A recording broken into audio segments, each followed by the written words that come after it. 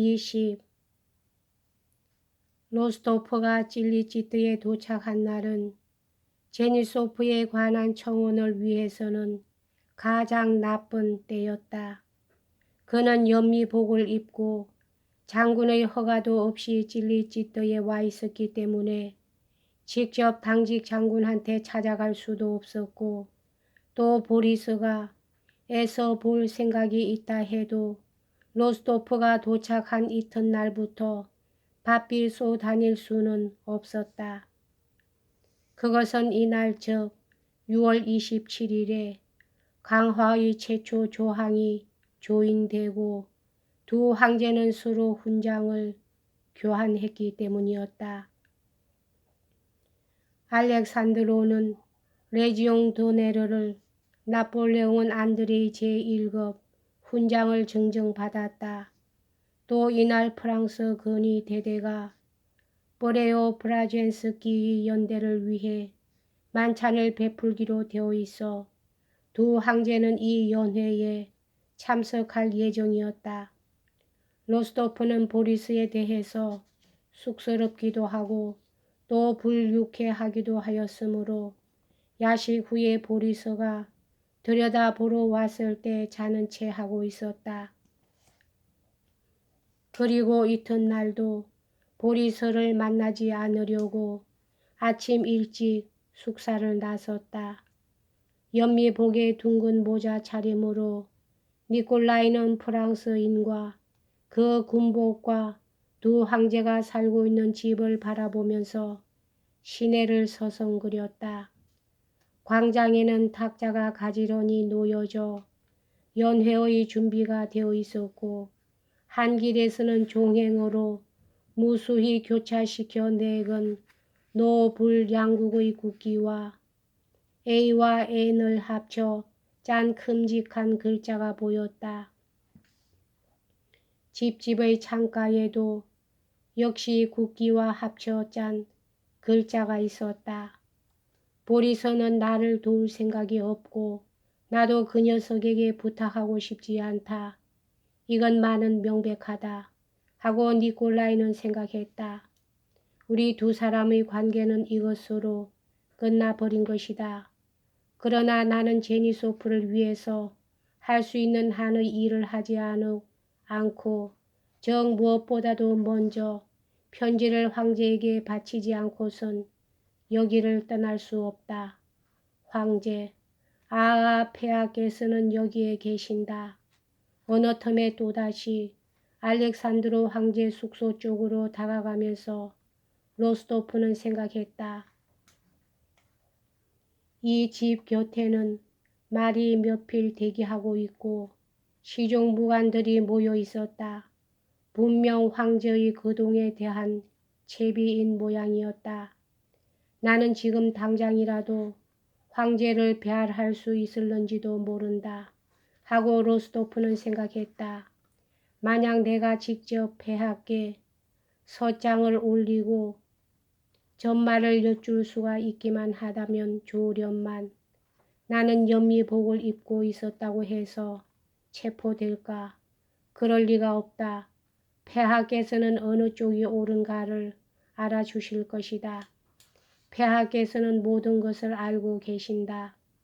폐하처럼 공평하고 관대한 사람이 또 있을 수 없다. 아니 설령 내가 여기 있음으로써 체포된다 하더라도 무엇 두려울 것이 있으랴. 황제의 숙소로 되어 있는 집으로 들어가는 장교를 보면서 그는 생각했다.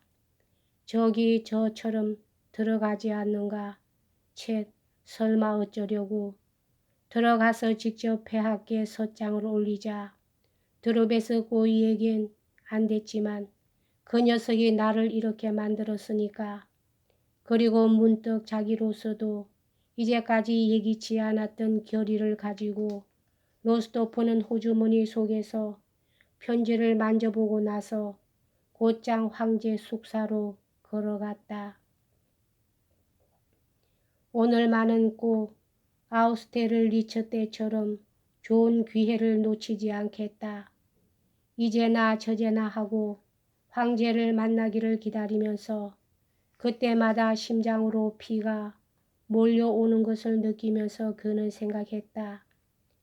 폐하의 발 가까이 몸을 던져 탄원하리라. 그러면 폐하께서는 나를 안아 일으켜서 들어주시고 게다가 나한테 감사하실는지도 모른다. 짐은 선정을 베풀 수 있을 때에 행복을 느끼지만 부정을 바로잡는다는 것은 최대의 행복이다.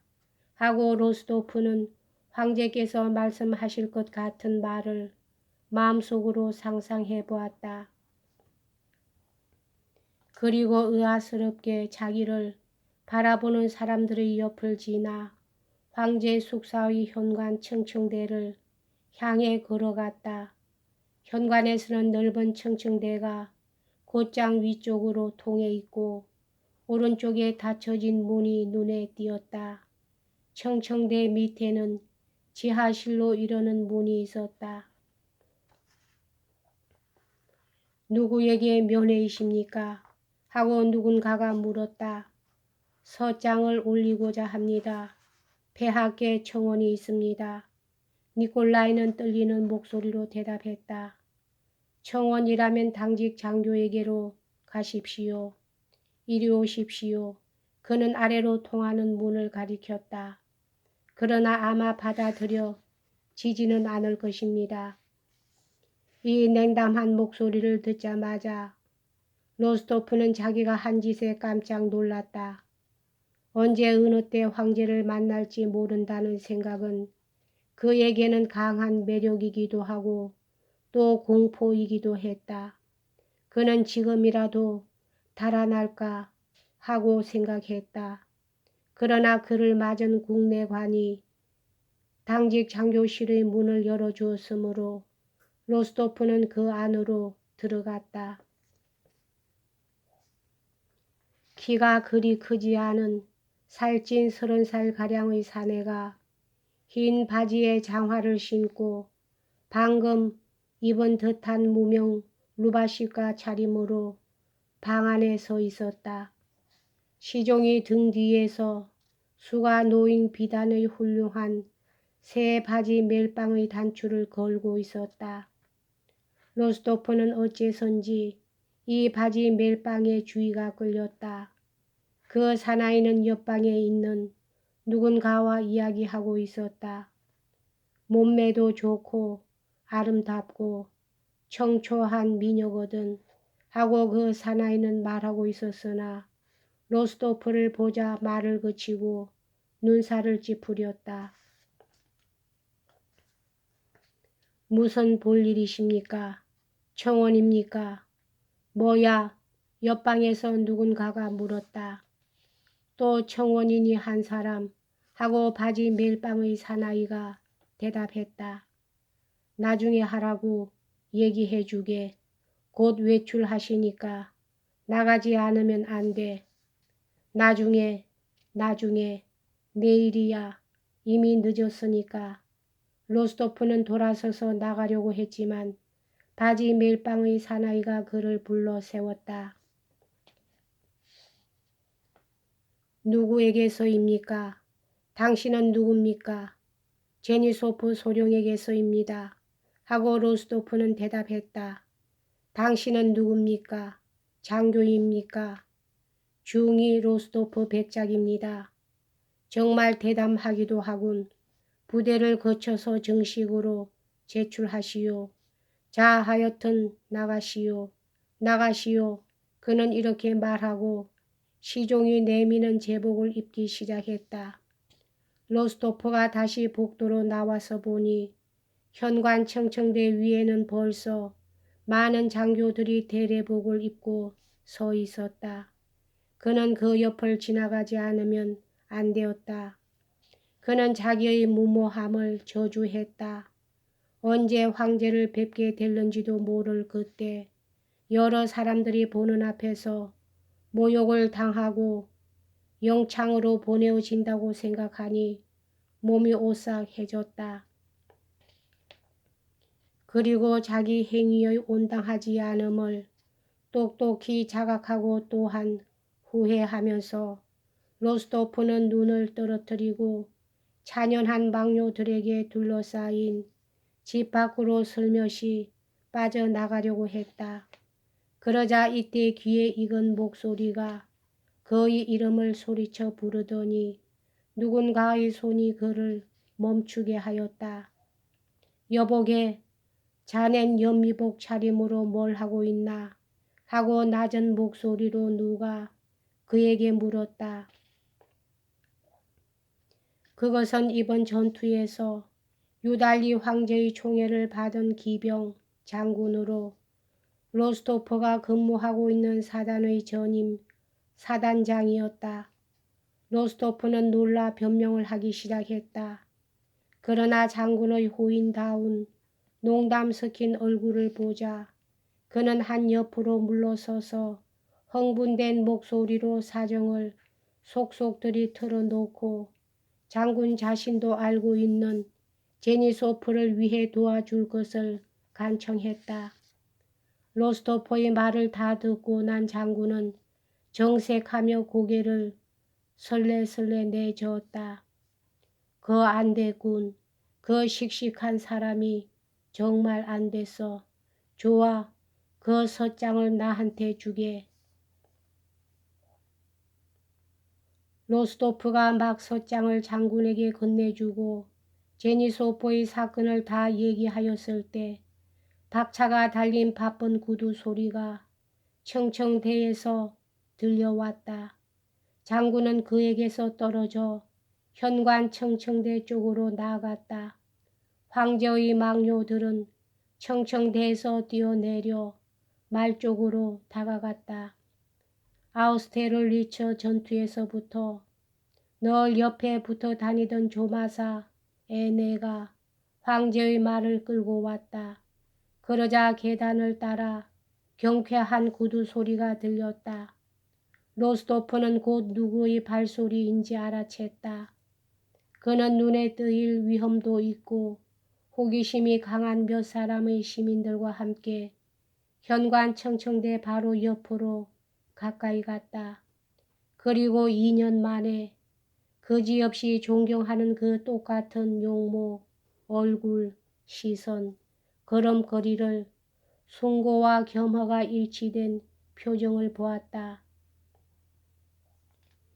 그러자 황제에 대한 환희와 애모의 정이 이전과 똑같은 힘을 가지고 로스토프의 마음에 되살아났다. 황제는 보레오브라젠스키의 연대의 제복을 입고 흰 녹피 바지에 굽이 높은 장화를 신고 로스토프가 본 적이 없는 훈장을 달고 이것이 즉 레지옹 도네르였다. 겨드랑이 밑에다 모자를 끼고 한쪽 손에는 장갑을 끼면서 현관 청청대 위로 나왔다. 그는 발을 멈추고 주위를 둘러보았다. 그리고 그 시선으로 주위를 밝게 하면서 장군들 중의 몇 사람에게 간단히 말을 건넸는데 로스토프의 전임 사단장에게도 눈길을 멈추고 미소를 지어 보이면서 옆으로 가까이 불렀다. 망료들은 모두 뒤로 물러서고 덕택의 로스토프는 이 장군이 상당히 오랫동안 황제에게 무엇인가를 이야기하고 있는 것을 보았다. 황제는 두 서너 마디 그에게 말을 건네고 말 쪽으로 다가가기 위해 한 발자국 내디뎠다. 다시금 망료의 무리와 한 길에 서 있던 군중이 그 속에 로스토프도 끼어 있었다. 황제 쪽으로 밀려갔다. 말 옆에 서서 안장에다 한쪽 손을 얹자 황제는 기병 장군을 돌아보았다. 그리고 분명 모두들이 들을 수 있도록 하려는 듯이 큰 소리로 이렇게 말했다. 그건 안 되네 장군. 안 되는 이유는 국법이 나보다 까다롭기 때문이야. 하고 말하고 황제는 한쪽 발을 등자에 올려놓았다. 장군은 공손하게 머리를 조아렸다. 황제는 말을 타고 빠른 걸음으로 한 길을 따라 나아갔다. 로스토프는 환희에 제정신을 잃고 군중과 함께 그 뒤에서 달려갔다. 여기까지 하겠습니다.